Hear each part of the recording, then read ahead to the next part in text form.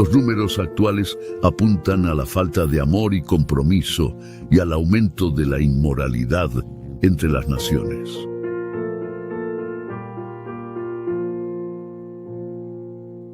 La violencia y la falta de respeto por la vida y la propiedad ajena son notables.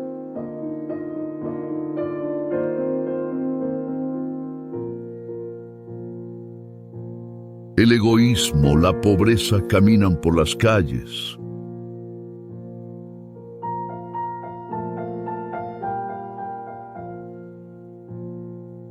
Las enfermedades y dolencias ciegan vidas que por ignorancia o rebeldía desobedecen las leyes de salud del cuerpo.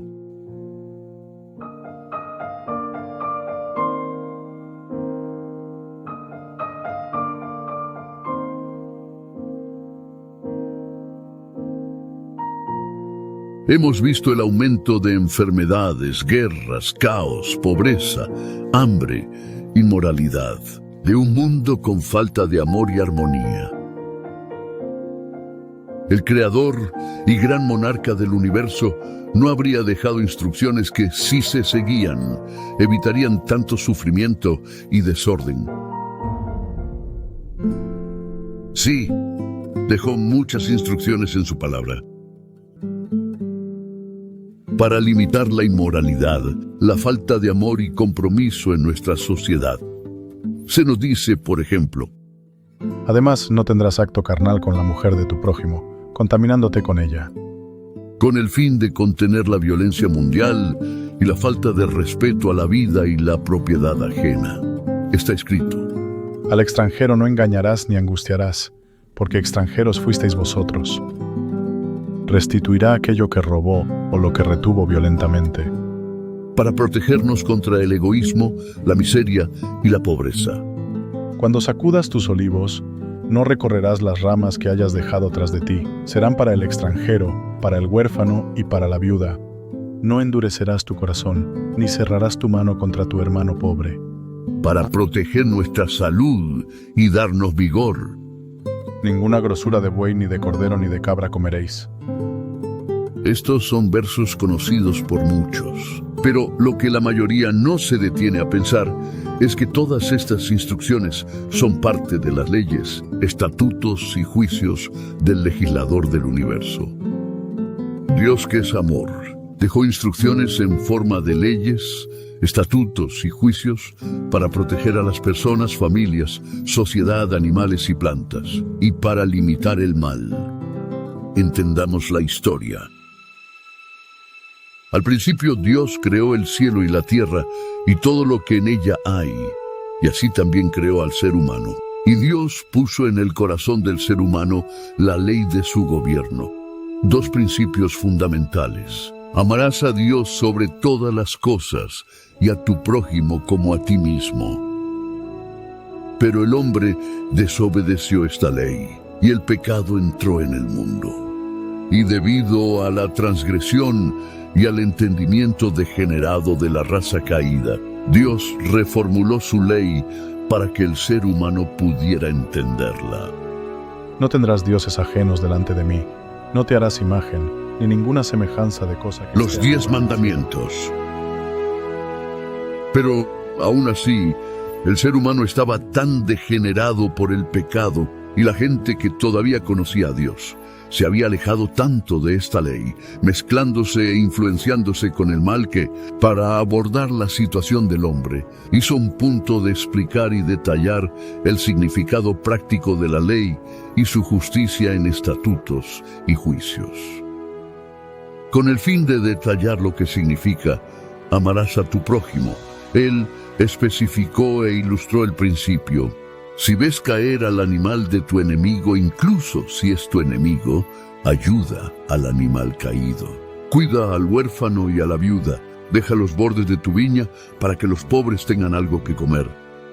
El mandamiento dice: no tomarás el nombre de tu Señor Dios en vano. Y detalló diciendo que no jures falso en su nombre, profanando su nombre, y no incumplas un voto al Señor. Y así también no adulterarás, especificó diciendo, por ejemplo, El hijo no debe ver la desnudez de su padre ni cometer sodomía. La ley dice: no robarás.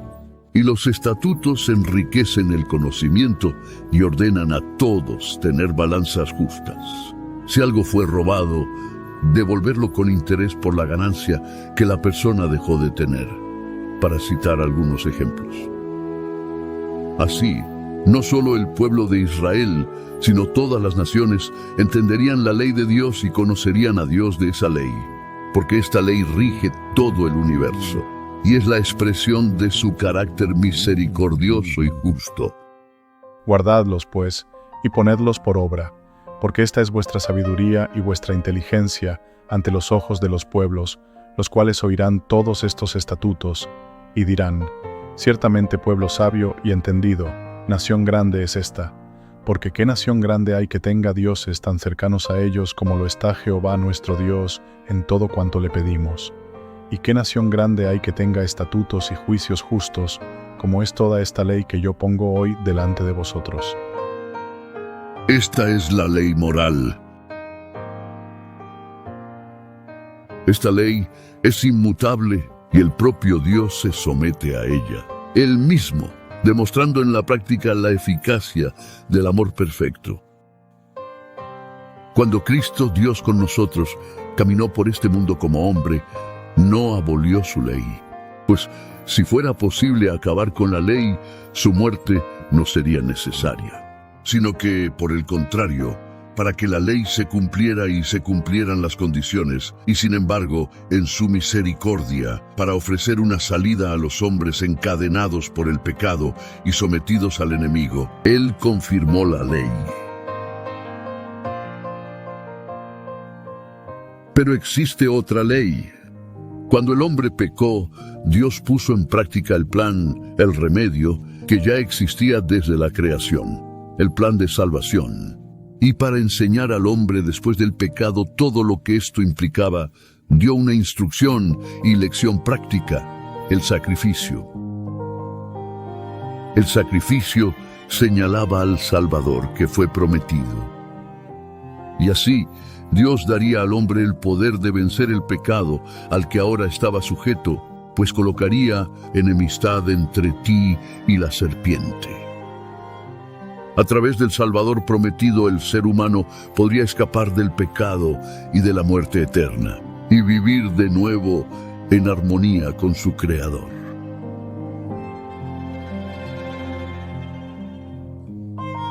Pero como todo lo que viene de Dios, el enemigo trabajó para distorsionar también el sistema de ritos y sacrificios, para que el hombre no entendiera el plan y fuera salvado. Caín quería ofrecer solo de sus propios frutos. Pueblos enteros fueron llevados a sacrificar hombres y mujeres e incluso niños, rompiendo y distorsionando el significado y lección del símbolo.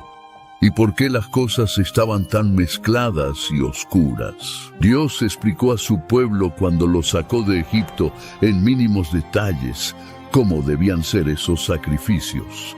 Y aún amplió la lección con los servicios del santuario. Él dio una visión aún más profunda en 3D del plan de salvación en el santuario terrestre, con los sacrificios y rituales que se realizaban allí. Esta es la ley ceremonial. Cuando Jesús murió en la cruz, de una vez por todas, los símbolos a los que apuntaban los sacrificios y ritos encontraron su fin, ya que estos ya no tenían el valor de apuntar a algo que vendría. Mirando todo el santuario a la luz de Hebreos, sabemos que esto era una representación del santuario celestial y allí había muchas lecciones y símbolos que apuntan al plan de salvación. Y muchos de estos símbolos aún no han tenido su cumplimiento, pero eso queda para otro estudio. Entonces, en el monte Sinaí, cuando Dios descendió en gran esplendor y gloria y habló allí con su pueblo directamente o a través de Moisés, Tanto la ley moral como la ley ceremonial se detallaron para que el hombre pudiera entender y creer en la solución ofrecida por el Salvador, e ilustrada en la ley de ritos y sacrificios. Y así, en gratitud y fortalecidos, pudieran practicar todo lo que Dios estaba pidiendo en su ley moral. Y por no entender esto, muchos se confunden cuando se dice lo que es la ley ceremonial y lo que es la ley moral. Hecha esta separación, es posible entender lo que fue clavado en la cruz y lo que permaneció. La ley ceremonial, con los sacrificios y rituales que eran símbolos que apuntaban al Salvador venidero, cumplieron su papel de señalar y ahora ya no necesitan ser realizados, a pesar de que todavía son importantes para aprender y entender el plan de salvación. Esta era una ley temporal, cuyas prácticas eran sombras y tipos que, con la muerte de Cristo, deberían pasar. Pero los preceptos religiosos que Dios dio, es decir, los estatutos y juicios que forman parte de la ley moral, siguen vigentes en nuestros días. Estos preceptos que deberían gobernar la vida cotidiana. Estos estatutos se dieron explícitamente para guardar los 10 mandamientos. No eran tipos como sombras que habrían de pasar con la muerte de Cristo. Estos mandatos se ejecutaron por el poder de la ley moral y explicaron esa ley de manera clara y definitiva. Y son obligatorios para el hombre en todas las épocas mientras dure el tiempo. No eran leyes hechas por Moisés, dadas al pueblo judío, sino que fueron elaboradas y entregadas por Cristo a su iglesia en el desierto para que su alto estándar se conociera y se practicara en cada tribu, lengua y nación. Cristo, para cumplir la voluntad de su Padre, se convirtió en el autor de los estatutos y preceptos dados por medio de Moisés al pueblo de Dios. Los cristianos que exaltan a Cristo pero se oponen a la ley que gobierna la iglesia judía, ponen a Cristo contra Cristo. Estos eran estatutos y requisitos necesarios para una religión viva y para gobernar al pueblo de Dios. Un ejemplo sencillo de esto es el hecho de que muchos cristianos conservadores están familiarizados con la prohibición divina para el yugo desigual en el matrimonio. Pero lo que muchos no se dan cuenta es que esta verdad está expresada en las leyes, estatutos y juicios. No emparentarás con ellas, no darás tu hija a su hijo, ni tomarás a su hija para tu hijo. Dios había prohibido el matrimonio con idólatras para que el corazón del pueblo no se desviara de él. Esta norma era tan necesaria en el pasado como lo es hoy, para que el pueblo de Dios sea puro e incontaminado del mundo. En el mundo cristiano se predica que hoy vivimos del concepto de la gracia y que en el nuevo pacto no hay necesidad de someterse a la ley de Dios. Y así viven sin restricciones morales para su vida práctica. Necesitamos entender entonces qué sería esta nueva alianza o pacto y qué fue el antiguo pacto. El pacto original, la alianza que Dios hizo con Adán y Eva, fue: y pondré enemistad entre ti y la mujer, y entre tu simiente y la simiente suya. Esta te herirá en la cabeza, y tú le herirás en el calcañar. La promesa de un Salvador era entonces una salida para el estado de esclavitud en que ahora se encontraban bajo el pecado. Este concierto ofrecía perdón y la gracia auxiliadora de Dios para la futura obediencia mediante la fe en Cristo. También les prometía vida eterna, a condición de fidelidad a la ley de Dios. Esta alianza se renovó con Abraham y mantuvo la fe en el Salvador, y también la autoridad de la ley de Dios.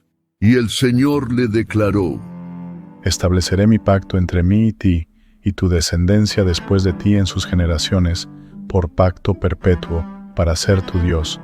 y el de tu descendencia después de ti. Por cuanto oyó Abraham mi voz, y guardó mi precepto, mis mandamientos, mis estatutos y mis leyes.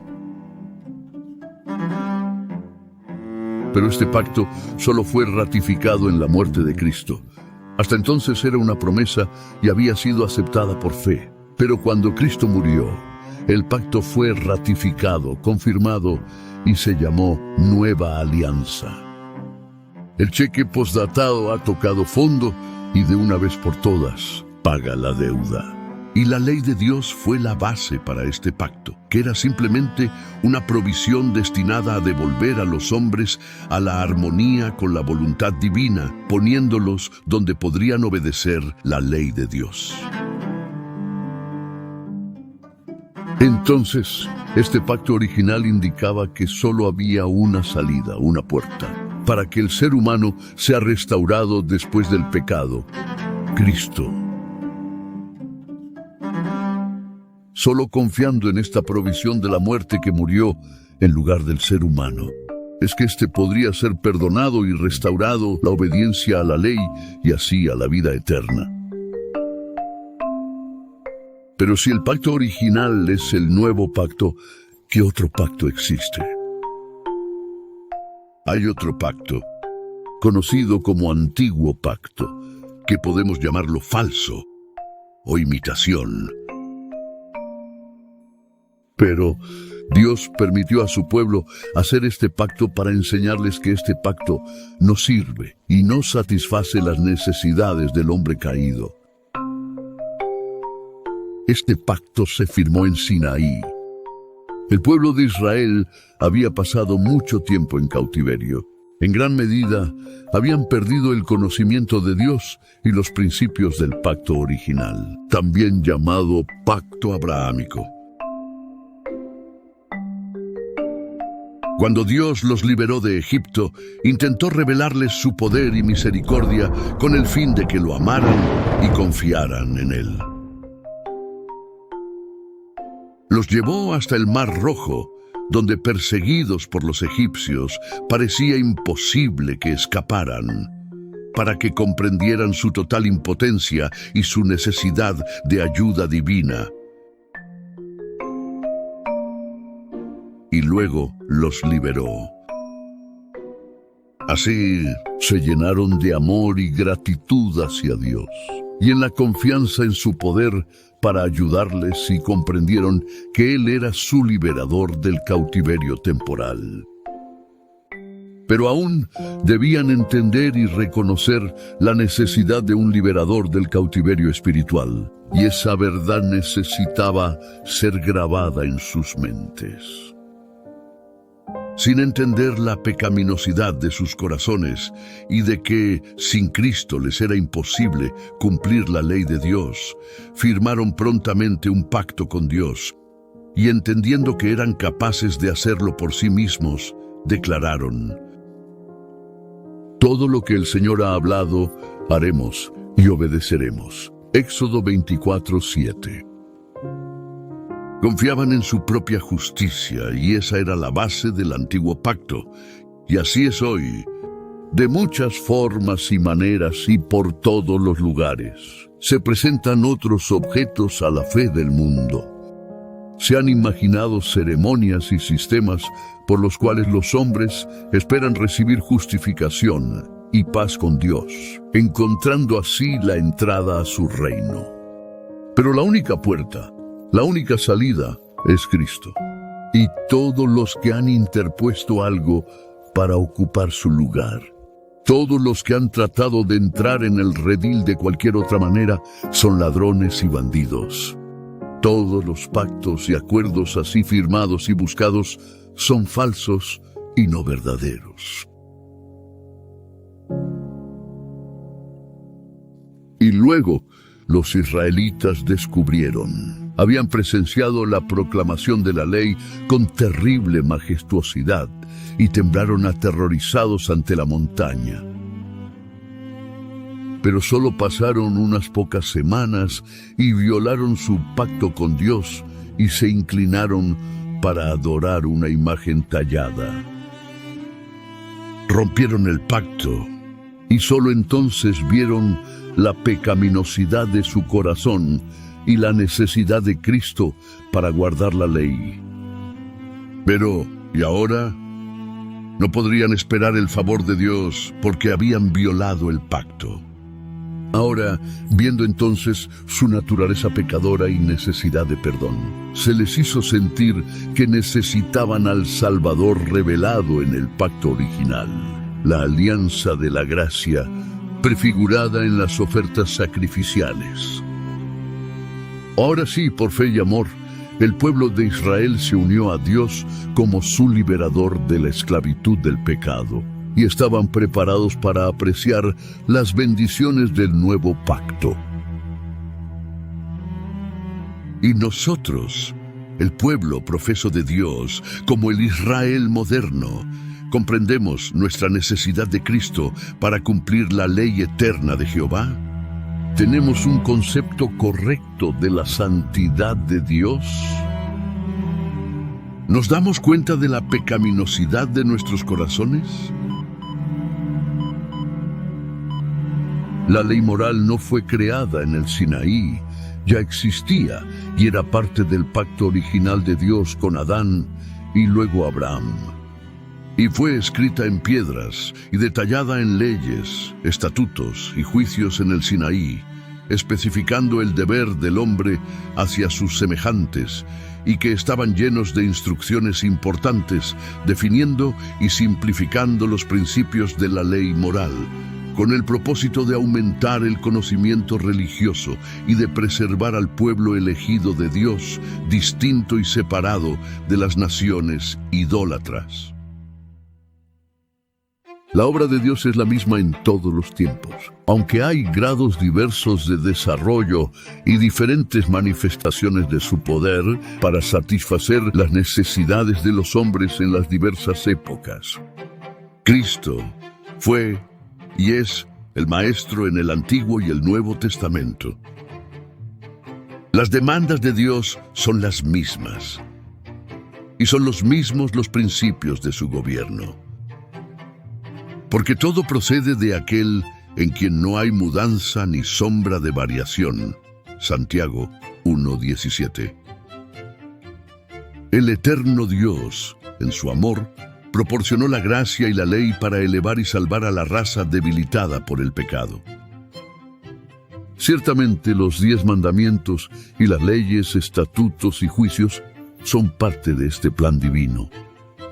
Él reveló más sobre su proyecto, el plan de salvación, a través del santuario terrestre. Y el pueblo remanente entendió que después del cumplimiento de la profecía de Daniel 8:14, Cristo entró en el lugar más sagrado del santuario celestial. Y es precisamente en este compartimento donde no solo se encuentran los 10 mandamientos, pero las leyes, estatutos y juicios. Al lado del Arca de la Alianza estaba el libro de Moisés, donde no solo se registraron los 10 preceptos pronunciados en el Sinaí y grabados en tablas de piedra, pero también las leyes comunicadas a Moisés, que incluyen los estatutos y juicios que habían sido elaborados por Cristo y entregados al pueblo. Las leyes, estatutos y juicios que se encuentran en el lugar santísimo son parte del ministerio y trabajo del sumo sacerdote, en su obra de purificación de su pueblo en el día antitípico de la expiación. Ciertamente, esta es una luz para los últimos días, nueva luz para esta generación. Es un conocimiento precioso para aquellos que buscan establecer los hitos antiguos. Algunos entre el pueblo de Dios rechazan sin razón real lo nuevo solo porque es nuevo. Pero recordemos que tener la verdad es un hecho, y debemos mantener firmemente las posiciones que no pueden ser sacudidas. Pero no debemos mirar con sospecha cualquier nueva luz que Dios pueda enviar, diciendo: no vemos ninguna necesidad de más luz, más allá de la antigua verdad que hemos recibido hasta ahora y sobre la cual estamos firmes. Cristo, el sumo sacerdote, está derramando luz y conocimiento para que veamos todo lo que se encuentra en el Santísimo, para que su pueblo pueda ser purificado y preparado para su venida. Estos mandatos, leyes y estatutos fueron ejecutados por el poder de la ley moral, y ellos explican los 10 mandamientos que se encuentran dentro del Arca de la Alianza de manera clara y definitiva. Es un gran error que muchos cristianos profesos, ministros y personas han cometido en relación a las leyes, estatutos y juicios, porque los cristianos profesos ahora claman a Cristo. Cristo es nuestra justicia, pero fuera con la ley. Ellos hablan y actúan como si la misión de Cristo para un mundo caído fuera con el propósito expreso de anular la ley de su Padre. La lealtad que Dios está exigiendo de su verdadero pueblo es una obediencia implícita a su ley, a sus mandamientos y estatutos. Lamentablemente, a muchos les encanta ser resumidos en la ley, porque aman las brechas en sus vidas, no desean reparar muros ni cerrar brechas. Consideran fanatismo y califican de disidentes a quienes persiguen la meta alcanzable de Dios. Así, vemos cómo muchos se han quedado en el camino y aún se quedarán. Como pueblo, debemos entender que la palabra de Dios es ley y sus requisitos implícitamente necesarios si queremos ser participantes del mundo eterno. Un corazón espiritualmente superficial, como el que prevalece hoy en día, y una mente dada al yo, será la ruina de muchos en este mundo y los descalificará para el mundo venidero. Cuando el Dios eterno sacó al pueblo de Israel de Egipto al desierto, el propósito es que estuvieran preparados como verdaderos adoradores antes de entrar en la tierra prometida, que tuvieran una verdadera relación con Dios y no con las circunstancias.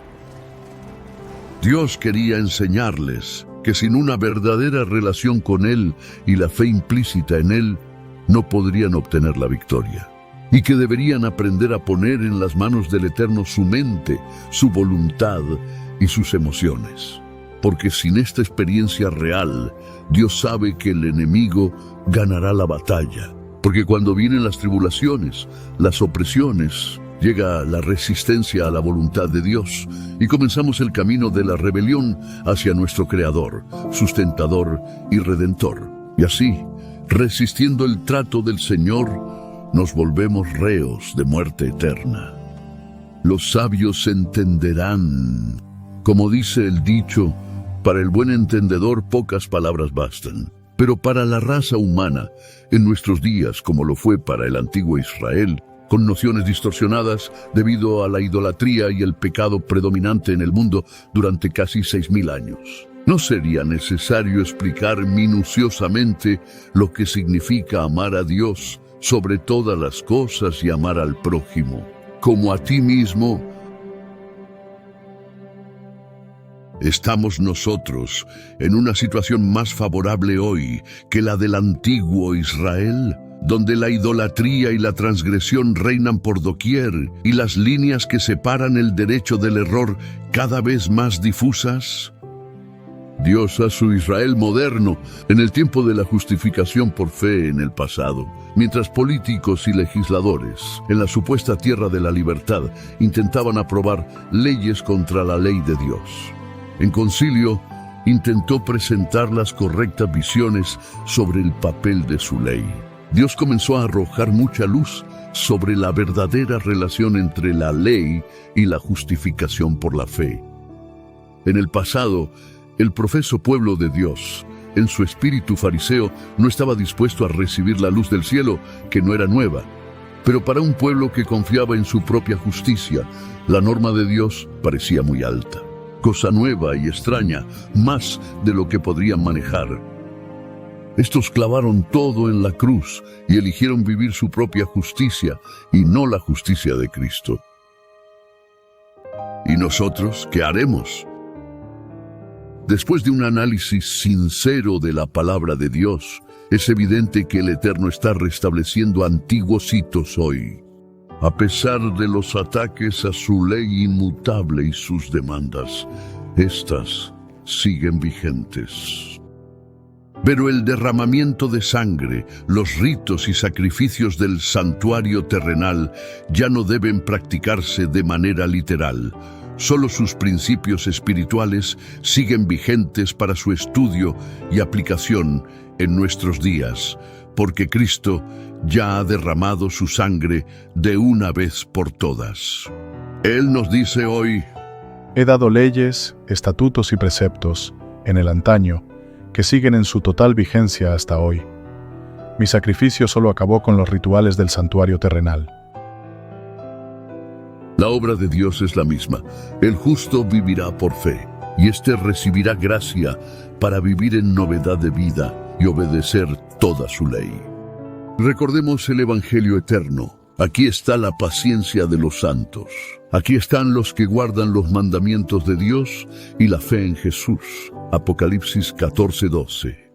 Algunos pueden llamar a las leyes y estatutos y otros aspectos menores de la voluntad de Dios como innecesarios. Pero todos aún entenderán, al igual que Adán y Eva, que en la transgresión de lo que muchos llamarían requisitos menores de la ley de Dios, cosecharon tan grandes consecuencias de la caída, que Dios quiere decir exactamente lo que Él dice, y todo esto tiene que ver con la justificación por la fe. ¿Qué es la justificación por la fe si no es la muerte para el yo? Podemos decir con honestidad: Señor, hágase tu voluntad y no la mía. Y decir como el apóstol: no soy yo quien vive, sino Cristo vive en mí. Es decir, deseo estar crucificado y vivir una vida de obediencia implícita y voluntaria a la voluntad divina, viviendo la vida de Cristo. La palabra profética sobre esto nos dice: Aquí está la paciencia de los santos, los que guardan los mandamientos de Dios y la fe de Jesús. ¿Y nosotros? ¿Aceptaremos el pacto y viviremos por fe?